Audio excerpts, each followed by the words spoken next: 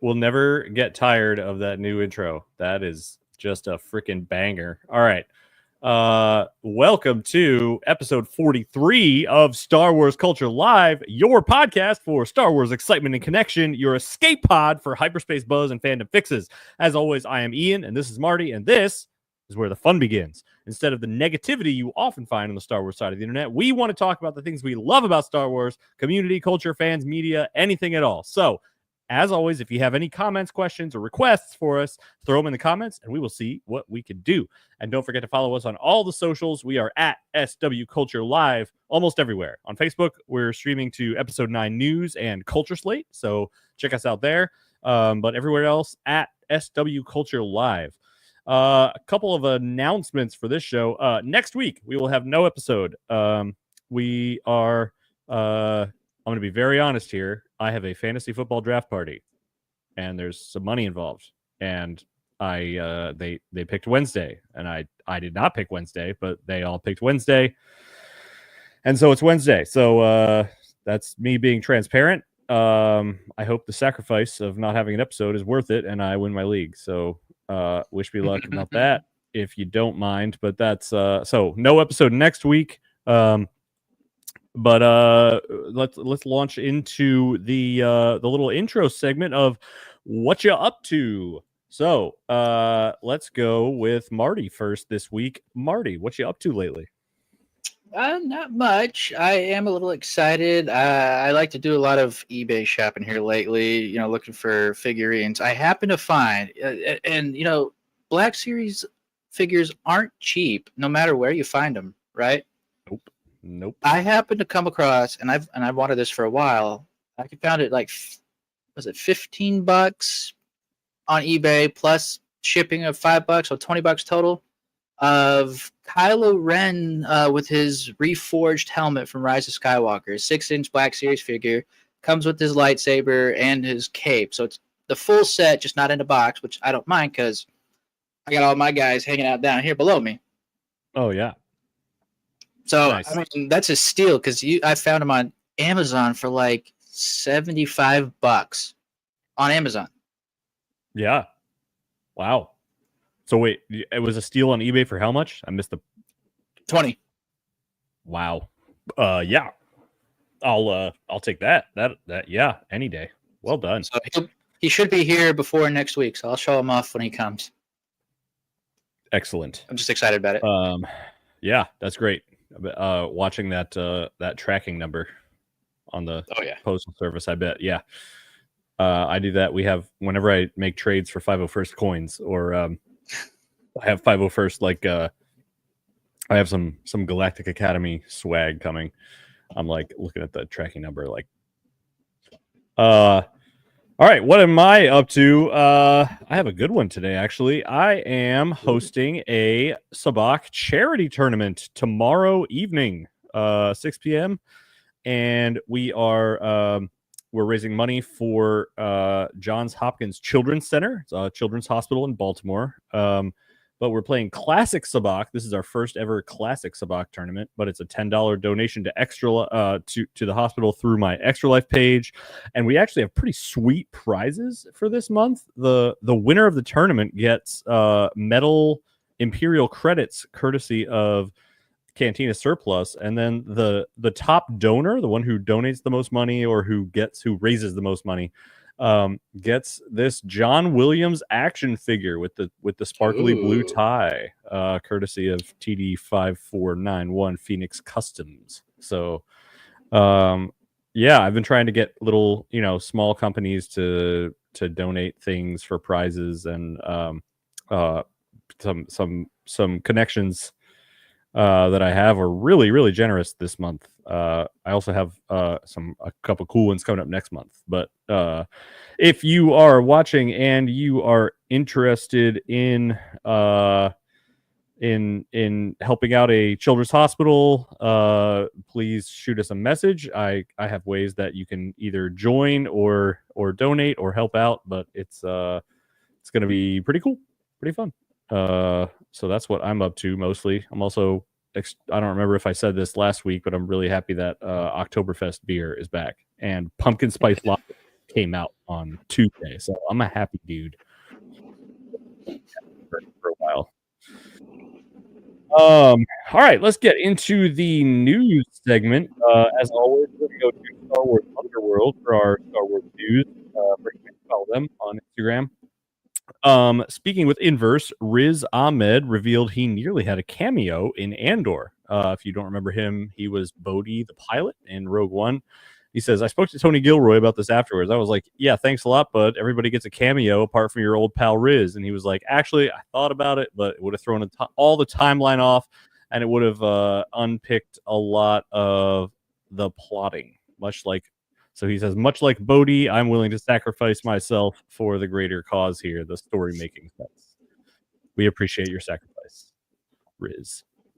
I mean, I could kind of see if done right, and especially if we had a little more time. But yeah, I could have seen him actually have a cameo. Like, we have all this director Krennic stuff that I felt like could have been utilized with starting up Project Stardust, and he was an engineer for it, or at least a pilot. Yeah, he was a pilot. I don't know. I feel like he might not have been. Well, I guess at that point he was probably close to defecting, right? I don't know. Yeah. But it probably meant that, with that, though, I guess it does kind of throw it off, because it kind of makes it feel like, is he telling the truth or not when you first meet him in Rogue One? So it kind of, I guess, leaves the mystery there. Yeah. Huh. Yeah. Anyway, we'll post something. Oh, yeah, they were interesting. Oh, a new Audible original titled Star Wars The Jaws of Jakku has been revealed, written by Kevin Scott. Story follows Rey returning to Jakku between the events of The Last Jedi and The Rise of Skywalker. That releases October 9th. That is an Audible original. Interesting. So those you audiobook in the car people, this one's probably good for you.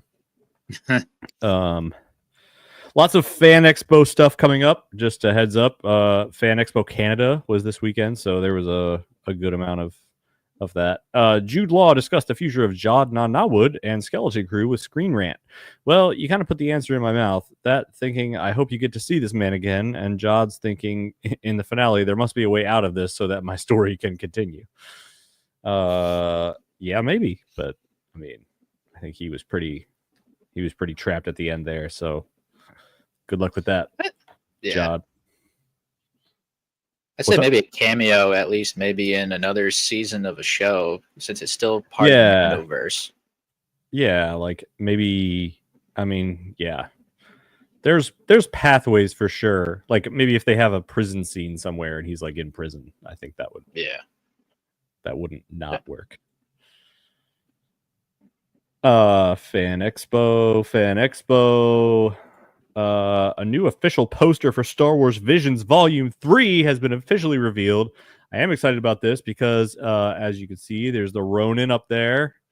That is by far my favorite. I probably should be recognizing more characters from other stories of Visions, but yeah, the top right is the sequel to Ninth Jedi. Oh, okay, cool. I do remember one called The Ninth Jedi. I just don't remember the visuals. Yeah. Cool. I'm excited. I am excited about that. Those are very cool standalone things there. Newly revealed image from the Star Wars Vision short Black by David Production. Timothy Zahn had his own spotlight panel at Fan Expo Canada. Another image from Black and a description from the short film Black. Combining stunning imagery and music, the experimental short presents a psychedelic battle between past and present, light and dark, and life and death in the haunted psyche of an Imperial stormtrooper on the cusp of defeat. Yeah, I would check that out. The art style looks really cool. Like it reminds me of the Ronin feel, like very like sketch work.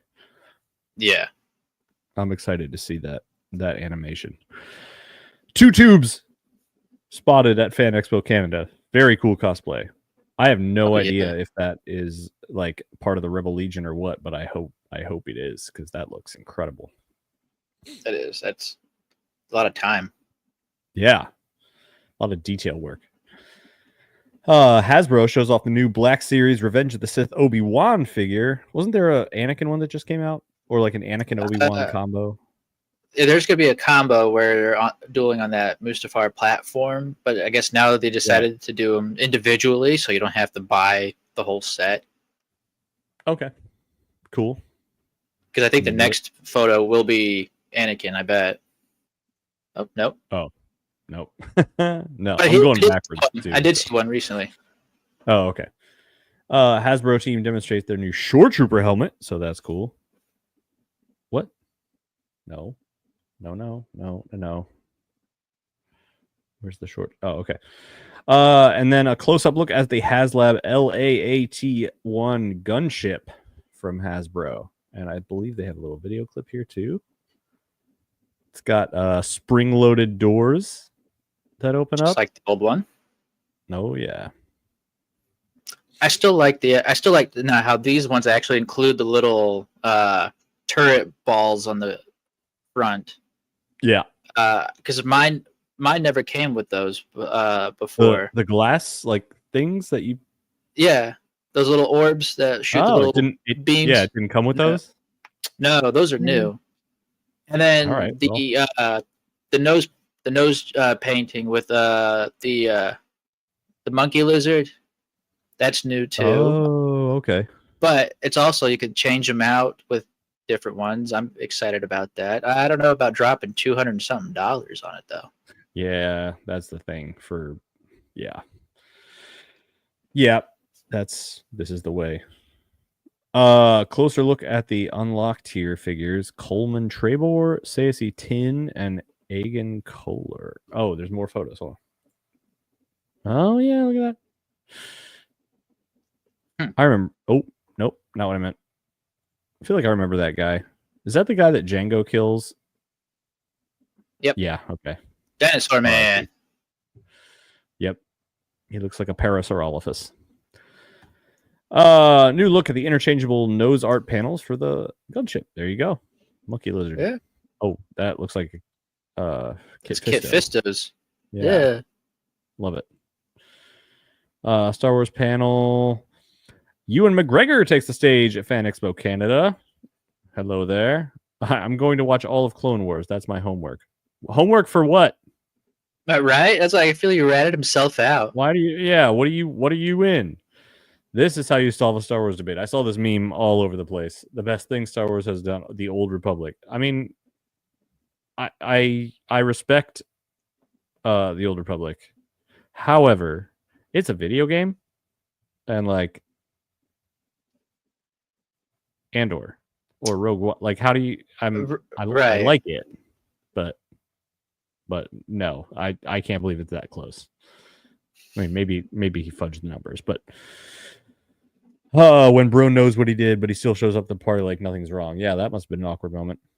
Hello, Maul. John Boyega at Fan Expo Canada. Sim arriving on stage. Daphne Keane on stage for her panel. And she let everyone know that Ahsoka was a huge inspiration for how her character fought with the double sabers. Makes sense. Yeah. Ewan McGregor discusses his future as Obi-Wan Kenobi. I have no idea what their plans are, but I'm sure that they do something with Obi-Wan in the future. How sure are you? Sure. We all want to know, Mr. McGregor.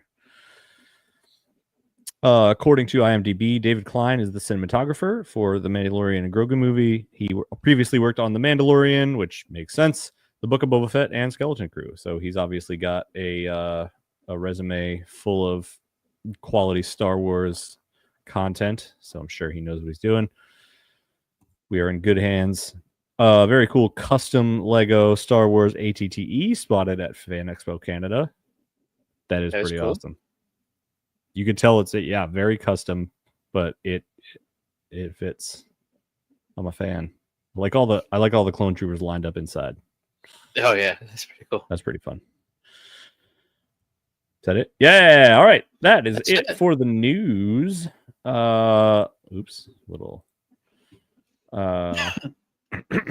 little preview there, but we're gonna move into the meat of our episode now, which is canceled Star Wars video game projects.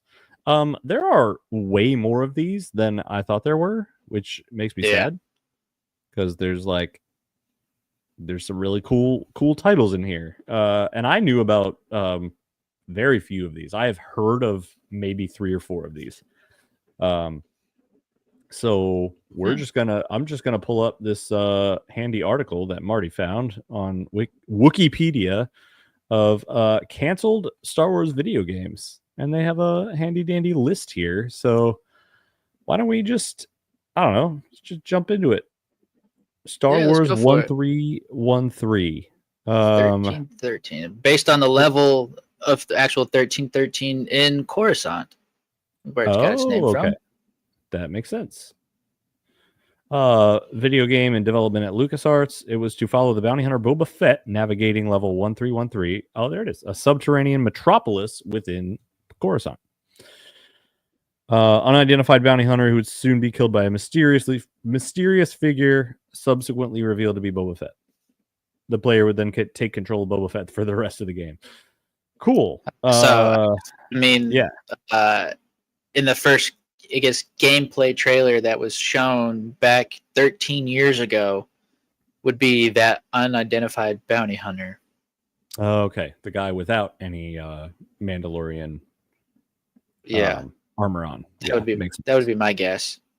But I mean, you could also see this game was like so far in development that there's leaked gameplay of actual gameplay, not just what you saw from E3, but gameplay of Boba Fett chasing a bounty through the streets and in through a cantina. It's kind of neat. Like, all it needed was maybe a little bit more polishing up, finishing the environment, and you're almost there. Like, it was right there on the cusp, but it was just so unfortunate. It was right there at the time where Lucasfilm decided to sell to Disney, and Disney said, "We're going to screw everything." Man, yeah. There's Boba right there. Doesn't have all the odds and ends, but he's got some what's it called? What's Bosk's race? Trandoshan. Yeah, chilling there, and that looks like. I can't tell if that's that one droid in the background. Yeah, right. Him that... I can't zoom. Interesting. Downside. Yeah, that would have been cool. Very cool game. What year? I think it would have come out for. Let's see, it was 2013, 2014. It would have been 2014. It would have been coming out, I believe. Oh, its formal reveal at E3 was in June 2012. So, yeah. So 2013, 2014, it would have been released right there at the time of the Disney purchase. Yep. Lame. Yeah, that would have been a cool kind of underworld game. Let's see. Attack Squadrons. Yeah, this was kind of cute. It's one of those online browsers like you would see on Disney's websites. Oh, okay. Play around. You can customize your ship. I thought it was interesting. Online like 16 players. Yeah. This one was five months of beta testing before they just decided to give up on it. Like, yeah, we're going to do something else. Oh, wow. That's lame. Yeah, it's like in favor of other Star Wars projects. I guess there was something that came along that was better, but I thought it would have been really cool. This would have been maybe the first game where you could actually customize your X-Wing or TIE Fighter. Yeah, that would be neat. Like Star Wars Squadrons eventually came out and you could do that, but that was like 2020. Like, yeah, so prepare to pilot your own X-Wing. Yeah. Attack Squadron space combat game coming soon. Yeah. Lame. So they just scrapped it. They just beta tested it and scrapped it. Basically, 5 months of beta testing. It was. I thought it was also neat. Is like some of these engines that they're running it with, like that Attack Squadron was using the Unity game engine. I don't know if a lot of people know about video game engines and stuff like that, but Unity is one of those free video game engines that you could download yourself on your computer if you got a powerful enough computer to run it and make your own game, kind of like Unreal. Yeah. Wow. Yeah, I mean anything that has me piloting an X-wing immediately has me interested. So I don't know. It just took so long in between. Like there's such a, I feel like there's such a market for that, and they just aren't necessarily taking advantage of it. I feel like it should have been an app, kind of like like a mobile app. Mobile app game, kind of like what is it? Star Wars Galaxy of Heroes. That, but I was thinking of like, what is it? Uprising, that came out 2015, just before Force Awakens. Before that, and that didn't have a long life itself. What that actually made it through all the processes and had a short life before the studio decided to say, "Yeah, we're not getting as much players as we want, so we're gonna, shut the game down," which kind of sucked because it was kind of a fun RPG game. Yeah. Dang. This next one sounds interesting. What? I'm so tired of this ad. Battle of the Sith Lords. Yes, this one I thought was interesting. Yeah. Internally codenamed Damage and giving the working title Maul. Okay, so very Maul focused. It was canceled in 2011. Red Flag employees linked its cancellation to George Lucas's decision to sell Lucasfilm and LucasArts to the Disney company again. So the sale came at a bad time for many video game projects. Yeah. It would have gameplay would have allowed the player to switch between control of Maul's descendant and Darth Talon. A probe droid would act as a central guide. The droid and Talon would act as companions when the player is in control of Maul. Interesting. Storyboard concepts. I feel like some of this would have taken to stuff like, and we'll see it in some of the other games too, but I feel like they've taken some of that concept and put it into something like the Jedi Fallen Order, Jedi Survivor, where you got a little droid companion that'll help you do things and locate things. Yeah. Yep. This one is not as cute as BD1 though. No. That probe droid looks like he's definitely going to hurt somebody. Yeah. But this one also looks like underworldy kind of vibe, but also with Maul instead of with Maul and like a Sith Shadow Lord person instead of bounty hunter.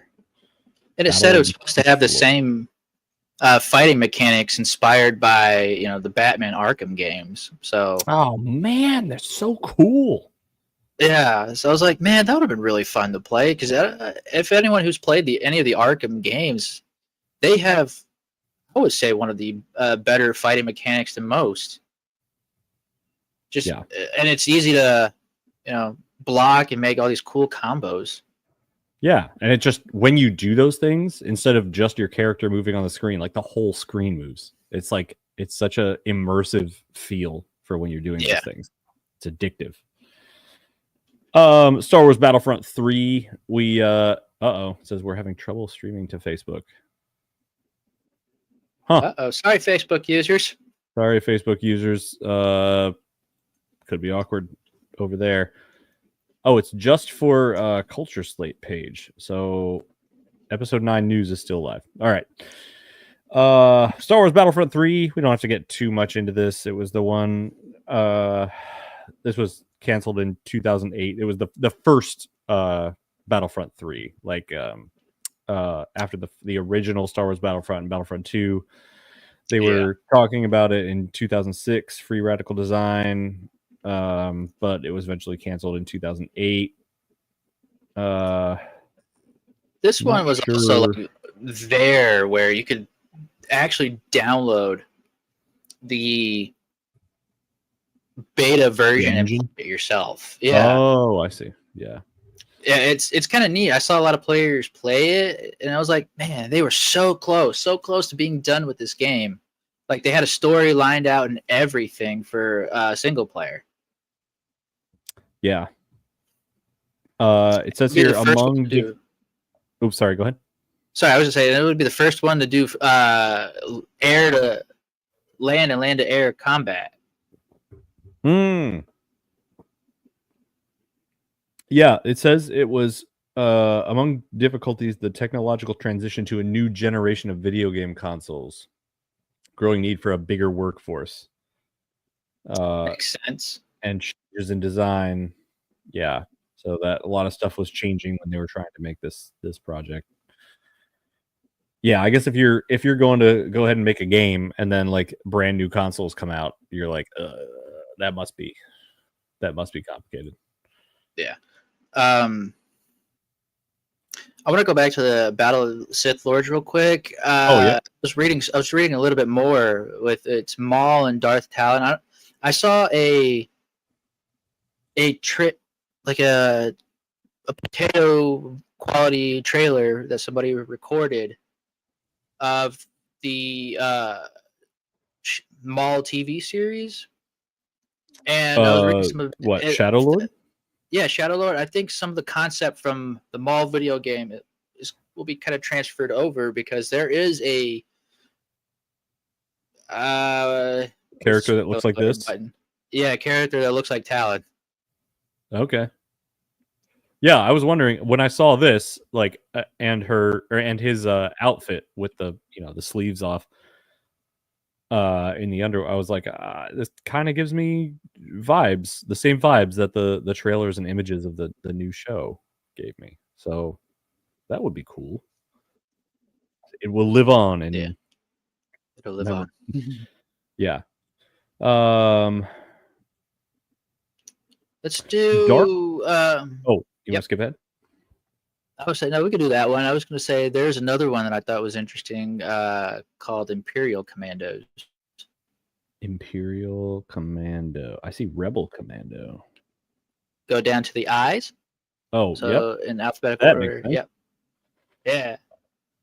They all start with Star Wars. It's so confusing. I know. Yeah. Canceled sequel to the 2005 video game Star Wars Republic Commando. Sequel had already been Ow. Sorry, I just ran over my foot with my chair. Sequel had already been planned during the development of Republic Commando, but the game was canceled in 2004 with several concept art paintings completed. The game was to set Imperial Commando soldiers against the Rebel Alliance and lightsaber-wielding opponents. Yeah, what happened with... I thought this was kind of like going to be like... I really didn't know about this one until I was doing some research, but I was like, man, this would have been cool to have. I played a little bit of Republic Commando, but Imperial Commando sounds like it'd be even deadlier because, you're not going up against clankers or anything like that. It'll be versus the Rebel Alliance. Imagine the damage you... and I think... Let's see, Republic Commando came out first, and then they had the novel series afterwards. I think, if I'm not mistaken, Imperial Commando is the same way because it went to being from Republic Commando to Imperial Commando novels.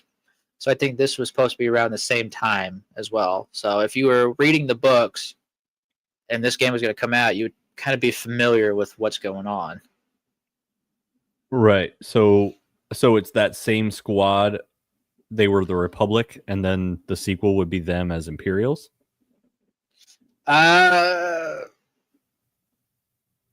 According to the continuity at the very bottom, it said despite being part of the Republic Commando multimedia series, Imperial Commando was not confirmed to be a continuation of Delta Squad. Kind of like that. Okay. So maybe it's like adjacent. So like I think maybe Imperial Squad, the books, it still dealt with Delta Squad, but I think this might be adjacent to it, so you might run into Delta Squad. I did not scroll down far enough. I was still reading. Okay. All right, so yeah, so this was a shooter. Ooh, sorry. This was a shooter, military shooter that was going to follow Republic Command. Okay, so Star Wars But shooters are pretty fun. So that sucks that those yeah, didn't.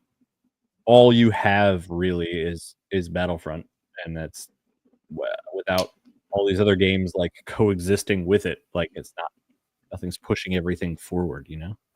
yeah. Like the another game that tried to copy the Battlefront formula, and it's also a canceled game, is First Assault. Like that game right there.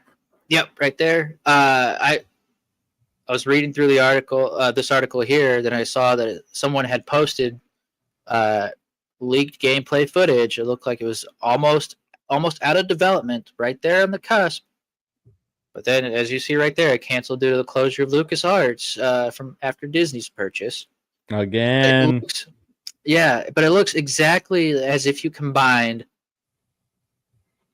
the original Battlefront with kind of the modern, what we have now, Battlefront. It looked like it was first person, but you still had, your capture, the command post gameplays. You still had, you had command post. You still had your setups of, you could either be, I think it was only Empire and Rebellion, which, again, a lot of games, a lot of media. It's like their go-to era for anything. Yeah, is that era, but you could either be an Imperial stormtrooper or rebel soldier. But it's a target-rich environment. There's a lot of. I feel like it's the easiest to come up with a lot of content for that works. Yeah, I can agree, but then I don't know how Lucasfilm did it, especially during the Legends era, because a lot of stories, I mean, I'm not saying a lot of them now, but a lot of them back then were even really muddy in terms of story. It's like if this were to follow a story, like you can only cram so much into a war story that took place, 3-4 years? I think it's how long the Galactic Civil War went. It was 4 years. They may have also been aiming for audiences who, like, you're going to get a broader audience when you use the original trilogy. You're going to get those older people that either saw them in, especially when this was coming out in 2000. I saw it. I saw the dates. This was before. This was right after Lucasfilm again. I don't know. When you're not going to lose you could potentially lose, which I resent this, by the way, but you could potentially lose some of your older gamer players if you don't focus on the original trilogy era first. I mean, I get that. The toxic purists, if you will, like they still want their money. For the official announcement, it was scrapped about 24 hours before it would have been announced, thus preventing it from entering beta testing and leaving it in obscurity compared to other projects like 1313. Oof. This is a depressing episode. This is a depressing podcast episode. We're sorry. Let's see. Okay, I saw one that piqued my interest. It says Battlefront 4, and there was not ever a Battlefront 3, so I need to know what this is about. Being planned by I swear.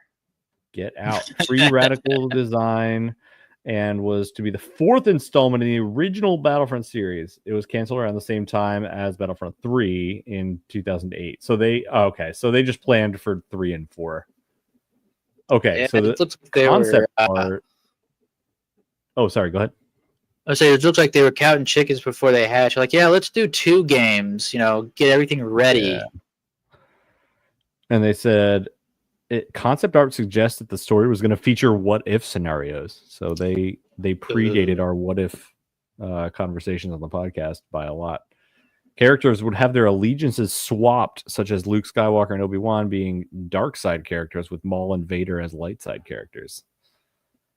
Now you can watch the Lego miniseries, Rebuild the Galaxy. Yeah, I was about to say the Rebuild the Galaxy. They're using it. You're using those ideas.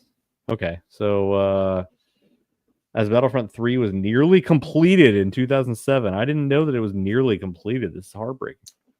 I know. Fine. Yeah, a lot of the staff was fired. That's unfortunate. Man, come on. That's a big broken. That's the issue with a lot of these bigger games, especially later on. We'll find out, like the game codename Ragtag. If you go to the top more, where is it? Project Ragtag. Project Ragtag. Yeah, this one was the latest of all of them. So, like, literally canceled 2019. Oh damn! What? But I never even heard of this. But it's been in somewhat development. It's been announced way back in 2013. All right. Yeah. Okay. And so it was let me see. Let me get my notes out because this one I wrote down a lot because I thought this one was pretty neat because this came to mind the very first thing when we talked about canceled games. But this was to be made by Visceral Games, which is a subsidiary company of EA Games, or EA. Okay. Confirmed all the way back in May 6th, as you see right there, of 2013. Yep, 2013. Everything was up and running, ready to go. Walt Disney, EA, Lucasfilm all agreed upon it. And then they decided they wanted to make it first. It was called Yuma. It was to be an open world game, spearheaded by Amy Hennig in 2014 as the creative director. She previously worked on the Uncharted series. Let me read this quote real quick. It was going to be some hybrid between a linear action shooter where if you're on the ground it's Tomb Raider like, but then in space it's going to be Black Flag. So you flew your Millennium Falcon-esque ship around, boarded other ships, raided pirates, got booty, that kind of thing. I want to play that. And now I'm sad. So she left the project kind of towards the later end of 2014, but she came back. Got pulled into Hardline. Okay. Yeah, she came back, and then she's like, you know what? I don't want to do open world anymore for this game. I want it to kind of be a linear heist story, kind of like Ocean's 11. Right. Okay. So after Uncharted. Okay. Yeah. So I guess you could kind of see like she was a writer for the Uncharted series. So I feel like she's kind of only knows one kind of writing, which is linear video game writing. Because with open world games, you got to have your main story and then all your side quests. Right. It does say the team was very enthusiastic about the idea. I guess when you read about it a little bit more, it makes more sense because these guys kept getting screwed left and right. Like their team, half of them was taken off the project to go work on the Hardline DLC. Yeah. They never came back because the Hardline DLC just kept coming and coming. And so they had to call in some backup. Well, first, EA did some layoffs, and then they didn't want people to be hired in Visceral. So in, July 2015, Motive Studios was created by Jude Raymond to help Visceral Games on this series. And they're based out in Quebec, Canada. So labor, I guess, is cheaper for them. So they were able to hire at least close to 70 people to help with this game. But they also hired a second crew to help with not just single player, but for some reason, EA thinks every game's got to have multiplayer at the time. So they have multiplayer, so that way you could have replayability value, have other people come in and play with you, I guess. There is value in multiplayer. I will say that. There is, but I feel like a game like this wouldn't really require, and I guess they learned from their mistake and kind of figured it out later once, Fallen Order came out. Because that came out 2018, 2019. No, 2017. I believe. Sure. So I guess they kind of learned from their mistake. Yeah. So they kind of learned. They're like, okay, maybe not every game's got to have multiplayer, but this game right here, Ragtag, was said to be scheduled for a May 2018 release. Once everyone got boarded on and whatnot, they were started working on it 2016. But Okay. then things just kept happening. Things just kept coming down Looks from the like executives. the Frostbite thing. Yep, Frostbite engine. It was meant. That's the first hiccup. It's because it was meant for first-person shooters only, not third-person games such as theirs.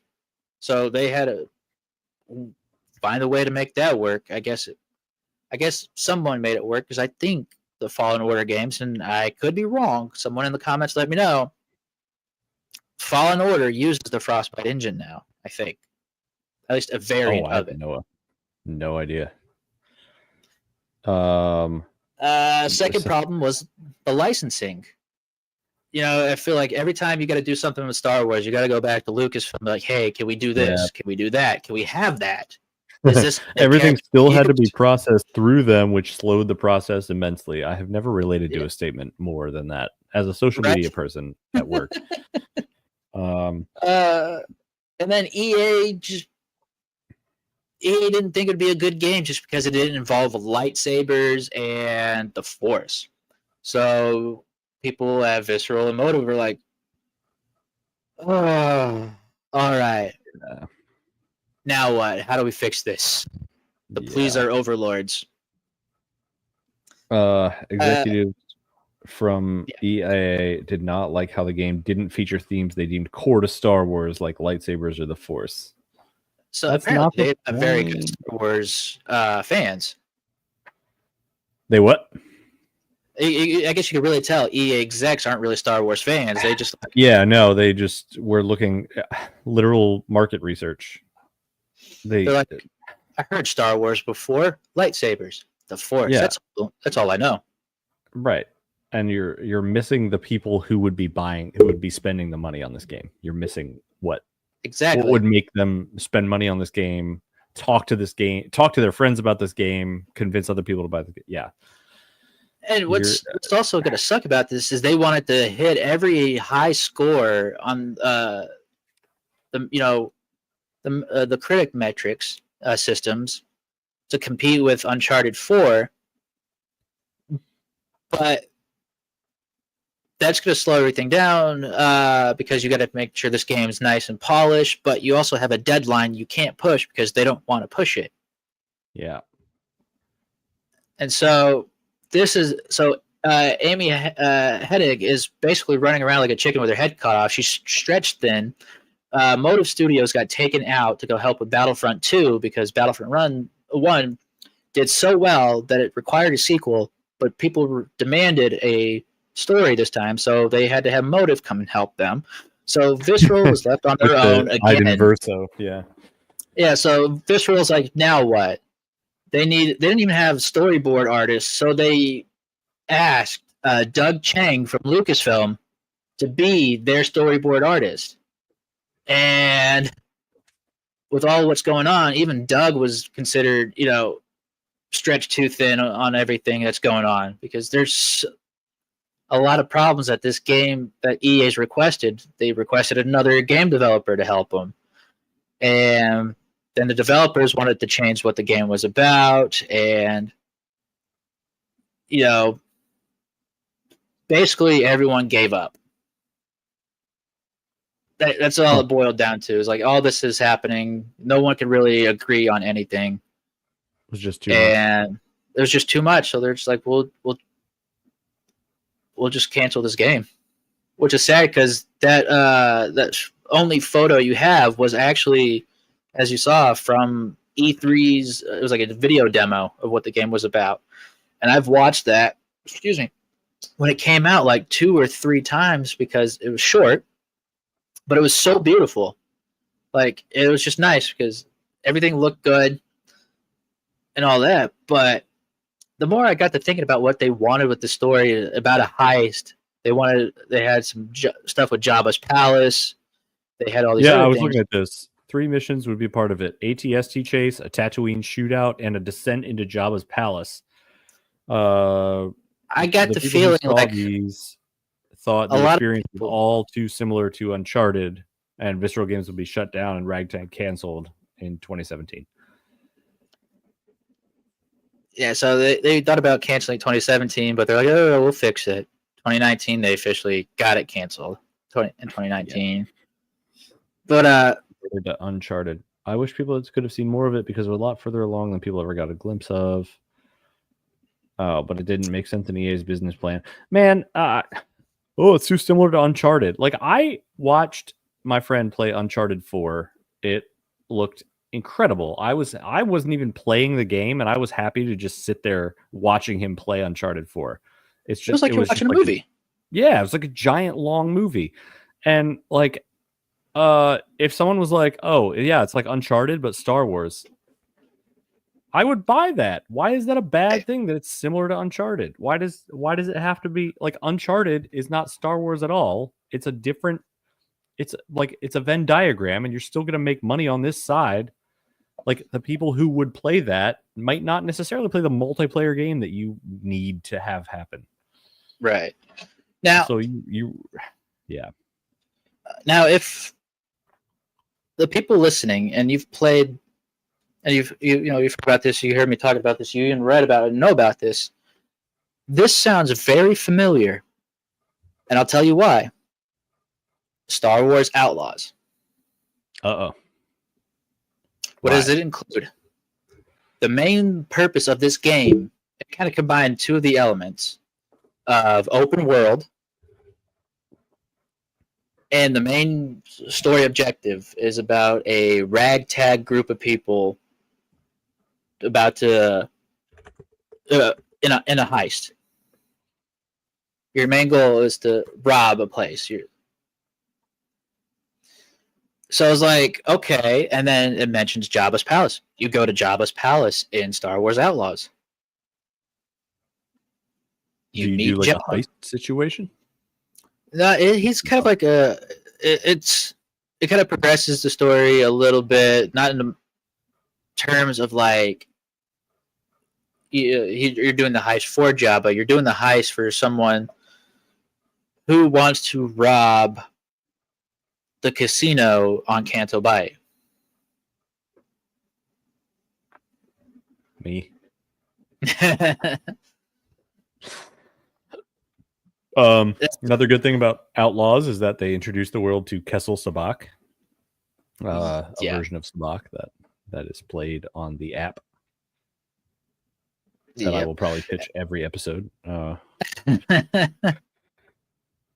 It also it's set during the Imperial era, the Galactic Civil War, right there between Empire Strikes Back and Return of the Jedi.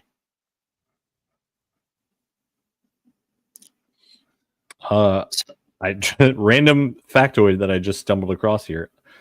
Humberly Gonzalez received a Best Performance nomination for her portrayal of Kay Vess, so that's pretty cool. Good. She did very good. I like Kay Vess. She's actually a good character. I can relate to it a little bit. There's a player on the Sabak app named Vay Kess, and I think that's really funny. That is. All right. We are at about 50 minutes. I think I am ready to move on to the next segment here. If you have any other comments about various video games that were canceled or projects that you were looking forward to and never got to play, I'm so sad about that. This was a downer. We gotta stop doing these downer episodes. And 1 in 2 weeks we'll be happy. We'll have to think of a happy one. Yeah, we'll do a happy one. Yeah, we'll figure it out. But for now, for this last segment, we are going to do Star Wars trivia. So every week, Marty thinks of a Star Wars question that has to do with whatever we talked about in the episode. So without further ado, you and I, if you're watching, you and I will be doing this trivia together, as I have not seen this trivia question. So we will find out how well you and I were paying attention to our episode. So, trivia challenge. Let's get it. All right, this one's kind of fun. We touched base on it a little bit. I was hoping we wouldn't cross the line to it, but the canceled Battlefront 3 game has been rebranded and condensed to the PSP and Nintendo DS. What was the name of that game? Was it A, Star Wars Battlefront First Assault, B, Star Wars Battlefront Renegade Squadron, C, Star Wars Battlefront Elite Squadron, or D, Star Wars Battlefront Mobile Squadrons?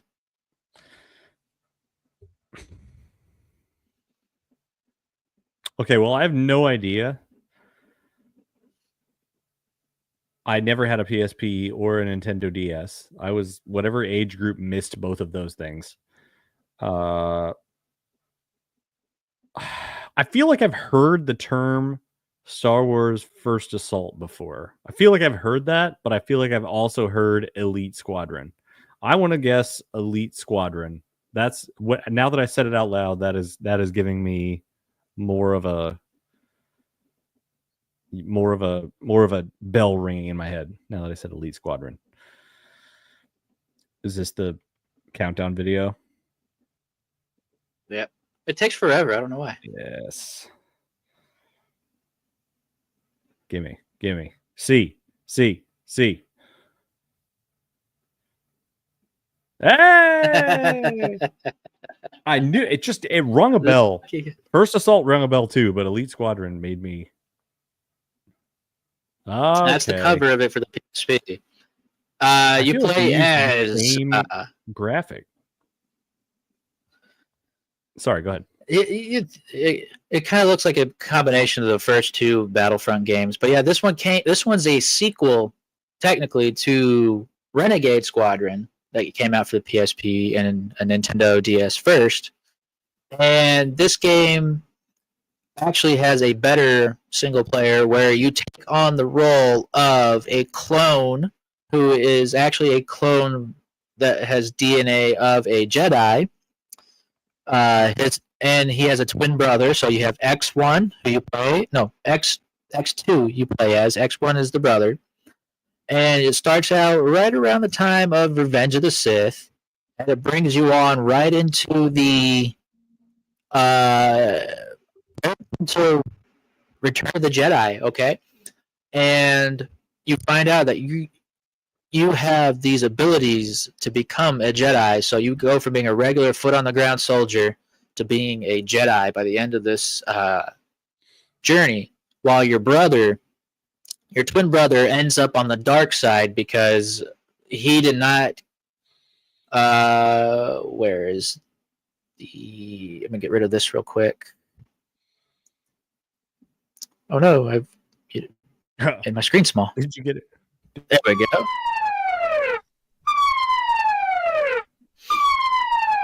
If it'll play, am I playing it? Yep. Oh no! What's going on? Oh, okay, it worked.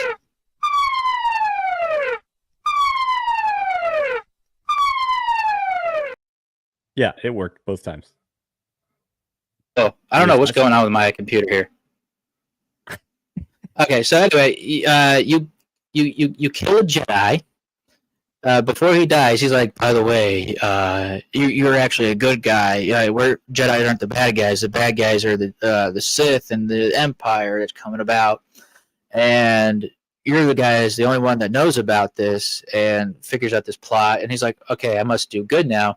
Especially when he runs into, if I'm not mistaken, the guy you have the DNA of. And he's like, yeah, it's my DNA. You guys need to be good. Do what's right. You're the only one there for it. So you're like, okay, I must do good. While your twin brother's like, I must do evil, and all these evil things. And he starts to look. He starts to look like Emperor Palpatine a little bit, which is weird because like his face, he gets so enraged with anger that his face starts to do that shriveling up.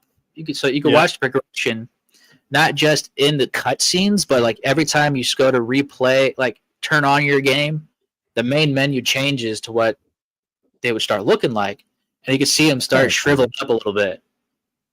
That's kind of cool. That's creepy, but it's kind of cool.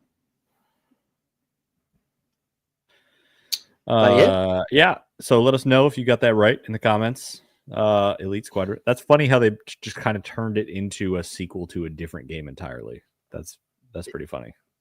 It is. It's I was like, man.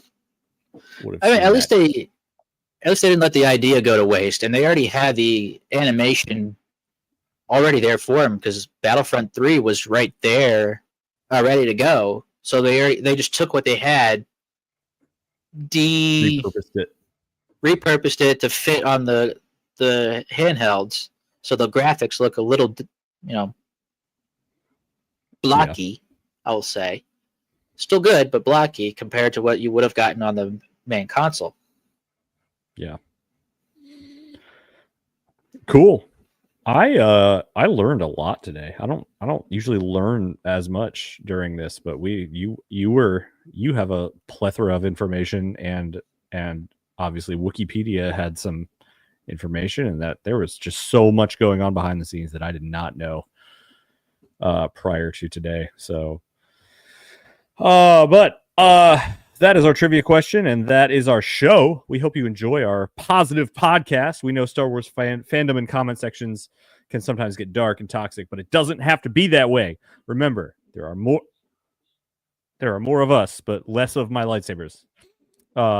Again, if you have anything for us, questions, requests, suggestions for segments, anything at all, throw them in the comments, and we will see what we can do. Don't forget to follow us at SW Culture Live everywhere. And also I am at Nerdiest Stepdad, and he is at Marty21794. So look us up too. A lot of times we are tagged in the SW Culture Live posts, especially the ones dealing with our podcast. But other than that, check in not next week. We don't have a show next week, but check in the week after next week, 7 p.m. Eastern, for another video celebrating the best of Star Wars culture. So have a good night, and may the Force be with you.